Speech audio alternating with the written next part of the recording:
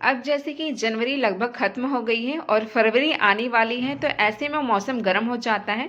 तो हमें अपने समर की परमानेंट प्लांट पर कुछ वर्क करने होते हैं ताकि उनमें अच्छी ग्रोथ चालू हो जाए फरवरी से ही।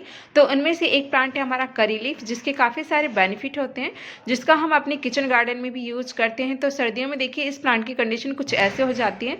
तो यहाँ मैंने 4 कंपोस्ट बनाए हैं और 4 कंपोस्ट के बेनिफिट भी बताए हैं और अच्छे से बताया कि हमें ये क्यों यूज़ करने चाहिए।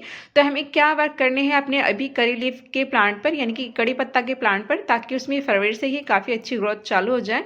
तो चलिए स्टार्ट करते हैं वीडियो। तो यहाँ पे देखिए मैं आपको अपना प्लांट दिखा रही हूँ कि इसकी कंडीशन अब कैसी है। दिसंबर में जब मैंने देखा कि इसकी पत्तियाँ ना कोहरे में जैसे कि रखा था, ये टेरेस पे पूरे ओपन में रखा था, तो इसकी पत्तियाँ कुछ रेड कलर की टर्न हो रही थी। तो मैंने पत्तियों की हार्वेस्टिंग कर ली थी ऊपर से और उनको स्टोर कर लिया है।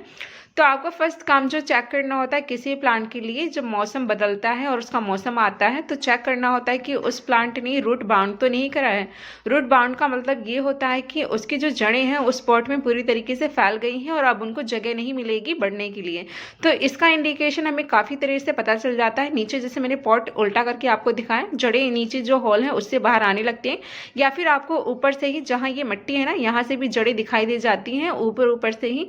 पर यहाँ पे जैसे कि काफ़ी सारे प्लांट आ रहे हैं, तो एक प्लांट मैंने हटा करके देखा तो मुझे कोई जड़ नहीं दिखाई दे रही है। तो मैं यहाँ रिपोर्टिंग नहीं करूँगी क्योंकि अभी ये प्लांट रूट बाउंड नहीं हुआ है। और रिपोर्टिंग करने का जो बेस्ट यानी कि सबसे अच्छा मौसम होता है ना, वो मानसून होता है। और अभी इसने मतलब रूट बाउंड नहीं करा है, तो इसलिए मैं इसकी रिपोर्टिंग नहीं करने जा रही हूँ। तो रिपोर्टिंग जब आपको नहीं करनी होती है, तो उसके बाद जो नेक्स्ट काम आपको करना होता है कि अपने जो पॉट में इस तरीके से घास वगैरह या कोई और प्लांट उगा हुआ है उसको निकाल देना है। तो मैं इसकी सफाई कर दे रही हूँ। तो आपको छोटी छोटी जो पत्तियाँ वत्तियाँ गिरी हैं सब साफ कर देना है। तो जैसे कि आप देख सकते हैं, आप मौसम गर्म होने लगा है तो काफ़ी अच्छी ग्रोथ होने लग गई है सभी प्लांट में। तो मैंने जितना भी कुछ इसमें गिरा था और जितनी प्लांट उगे हुए थे और घास उगी हुई थी सबको उखाड़ के फेंक दिया है। उसके बाद जो नेक्स्ट काम आपको करना होता है वो है कि गुड़ाई का। तो आपको जब गुड़ाई करनी होती है तो थोड़ा सा ध्यान रखें, जो इसकी मेन स्टेम है ना बीच में, उससे 1 इंच की दूरी पर आपको गुड़ाई करनी होती है ताकि जो इसकी मेन स्टेम है वो हिले ना, कई बार हिल जाती है।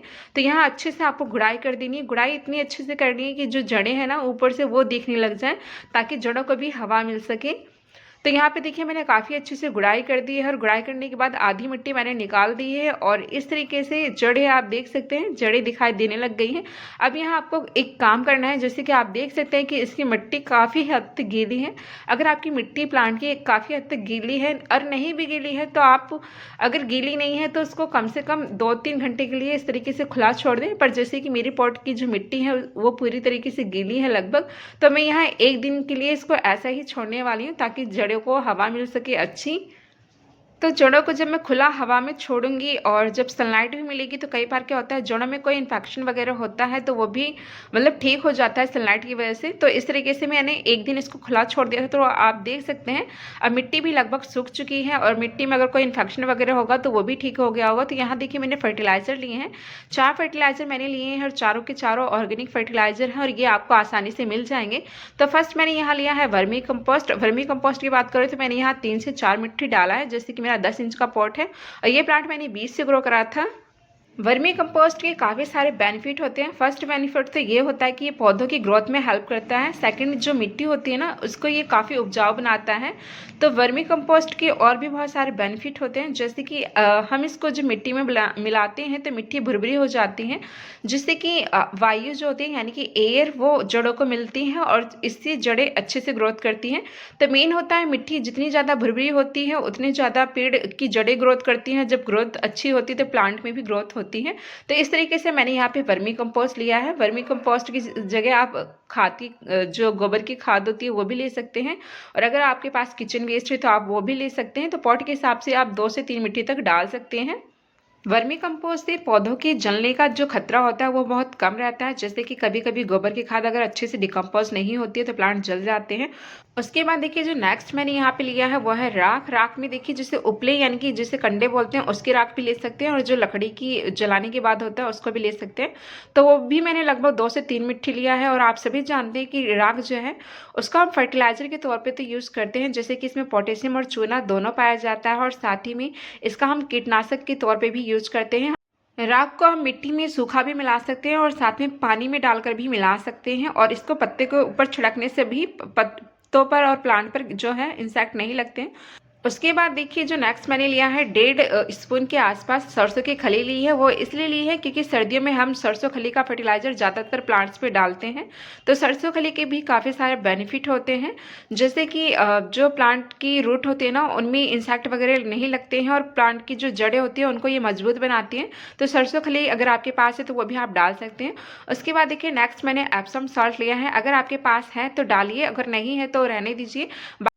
पर एप्सम सॉल्ट के बहुत सारे बेनिफिट होते हैं, जैसे कि एप्सम सॉल्ट को मैग्नीशियम सल्फेट के नाम से भी जानते हैं। इसमें मैग्नीशियम पाया जाता है, जिससे प्लांट की पत्तियां पीली नहीं होती हैं। और साथ ही में ये जैसे कि अगर कोई प्लांट है उसमें फूल आ रहे हैं और फूल अगर फ्रूट नहीं बन रहे हैं, यानी कि फल में कन्वर्ट नहीं होते, तो मैग्नीशियम सल्फेट हेल्प करता है। साथ ही में अगर कोई बीज नहीं उग रहे हैं, अगर आप इसकी मिट्टी में बीज मिलाते हैं एप्सम सॉल्ट, तो बीज उगने लगते हैं। और साथ ही में अगर हम मिट्टी में ये मिलाते हैं एप्सम सॉल्ट, तो जो प्लांट होता है ना, उसकी जो पोषक तत्वों को अवशोषित करने की, यानी कि एब्जॉर्ब करने की जो क्षमता होती है वो बढ़ जाती है। तो कहने का मतलब यह है कि मैग्नीशियम सल्फेट के काफ़ी सारे बेनिफिट होते हैं। इसका हम स्प्रे भी कर सकते हैं पानी में डाल के। तो अगर आपके पास एप्सम साल्ट है तो आप इसको 1 से 1.5 चम्मच ज़रूर डालें, क्योंकि इससे प्लांट जो हो हरा भरा रहता है, और फोटोसिंथेसिस का जो प्रोसेस होता है वो काफ़ी अच्छा होता है, जो प्लांट को हेल्थी रखने के लिए बहुत ज़्यादा ज़रूरी होता है। तो इस तरीके से सभी फर्टिलाइज़र को मिक्स कर दिया था, और मिक्स करने के बाद देखिए इसको मैंने डाल दिया है, और डालने के बाद इसको चारों तरफ से फैला देना है, यानी कि एक लेयर बिछ जानी चाहिए इस तरीके से। और जो हमारा ये मेन स्टेम है इसकी चारों तरफ फैला दें, ताकि चारों तरफ से इसको जो पोषक तत्व मिलते रहें प्लांट को। तो इस तरीके से देखिए मैंने इसको चारों तरफ से फैला दिया है, और फैलाने के बाद अब हमें इसे मिट्टी से ढकना है। मिट्टी से ढकना जरूरी इसलिए हो जाता है क्योंकि डायरेक्ट अगर हमारी जो सनलाइट है वो हमारी इस तरीके से कंपोस्ट पर पड़ती है, तो कंपोस्ट के वो बेनिफिट, यानी कि खाद के वो बेनिफिट प्लांट्स को नहीं मिलते जो मिलने चाहिए। तो इस तरीके से अब मैं यहाँ पे देखिए इसको मिट्टी से कवर कर दूंगी। तो ये जो मैंने मिट्टी निकाली थी इसी को धूप में रख दिया था सुखाने के लिए, और फिर जब ये सूख गई तो 1 दिन हो चुका है जैसे कि, और धूप अब काफ़ी तेज़ होने लग गई थी। तो इस तरीके से मैंने मिट्टी को डाल दिया है, और अब आपको चारों तरफ से इस मिट्टी को फैला देना है। अब फैलाने के बाद इसमें आपको पानी डालना होगा, पर पानी से पहले अब हमें प्रूनिंग करनी है, क्योंकि हमने अपने प्लांट की रिपोर्टिंग नहीं करी है।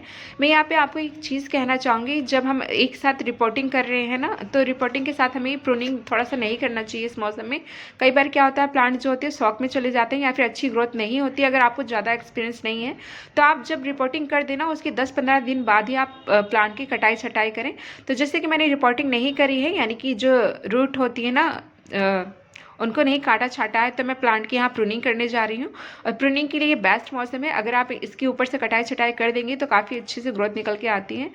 तो अगर आपको एक्सपीरियंस है या फिर अभी आप कर रहे हैं तो अभी कर दे, पर 15 फरवरी के बाद जैसे कि मौसम थोड़ा सा गर्म होने लगता है, तो दोनों काम हमें एक साथ नहीं करना चाहिए। आप थोड़ा सा गैप रख के कर सकते हैं, यानी कि 15-20 दिन के गैप रखें, पहले रिपोर्टिंग कर दें और फिर उसके कुछ दिन बाद प्रूनिंग कर देंगे तो काफ़ी अच्छा रिजल्ट देखने को मिलता है।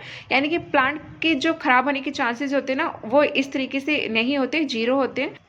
तो देखिए यहाँ पे जस्ट लीफ नोड के ऊपर से मैंने कट करा है। लीफ नोड के बहुत ऊपर से मत कट करिएगा, क्योंकि कई बार क्या होता है हम जितना ऊपर से कट करते हैं इसको, वो ऊपर वाला हिस्सा सूखते जाता है, और इस तरीके से कई बार काफ़ी हद तक सूख जाता है।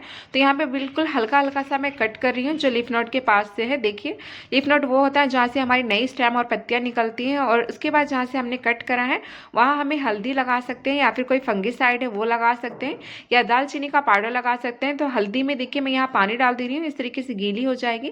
तो गीले होने के बाद थोड़ा सा लगाना आसान हो जाएगा। तो कट वाले हिस्से पे जहाँ मैंने कट करा है, और आप देख सकते हैं मैंने बिल्कुल लीफ नोड के पास से कट करा है, जहाँ पे ये आपको उभरा हुआ हिस्सा दिख रहा है ना, वहीं से मैंने कट करा है। और गीली जब ये हल्दी हो जाती है ना, तो इसको लगाना काफ़ी आसान होता है।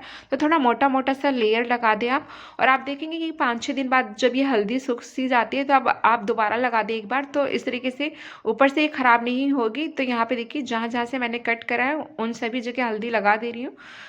तो इस तरीके से जो ऊपर वाला हिस्सा है वो सूखेगा नहीं। और जहाँ से देखिए मैंने एक चीज़ कहना भूल गई, आप देखिए ना कहीं कहीं से नई ग्रोथ निकल के आ रही है, तो उसी के आसपास से अगर कट करेंगे तो और ज़्यादा बेनिफिट आपको देखने को अभी मिल जाएंगे। तो इस तरीके से मैंने इसकी प्रूनिंग कर दी है, और हल्दी जो लगानी थी वो भी लगा दिया है। अब मैं इसमें पानी डालने वाली हूँ।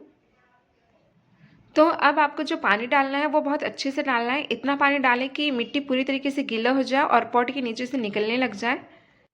आप देख सकते हैं जो पानी मैंने डाला है और डालते ही नीचे चला गया है तुरंत। देखिए मिट्टी इतनी इस तरीके से आपको बनानी है और बिल्कुल भी पानी रुकना नहीं चाहिए, वरना कई बार प्लांट गलने लगता है। पानी डालने के बाद इस तरीके से अब आपको अपने प्लांट को ऐसी जगह रखना है जहाँ इसको पूरी दिन की सनलाइट मिल जाए। पूरे दिन की अगर ना मिले तो कम से कम 2 से 3 घंटे की सनलाइट अगर मिलती है, तब प्लांट में आप देखेंगे कि कुछ ही दिनों में अच्छी सी ग्रोथ चालू हो जाएगी। 1 हफ्ते के अंदर ही आपको इसमें नई ग्रोथ दिखाई देने लग जाएगी। तो चलिए मिलते हैं नेक्स्ट वीडियो में। अपना और अपनी फैमिली का ख्याल रखिएगा, हार्ड वर्क करते रहिएगा to achieve your goal. Thank you so much for watching this video. Bye.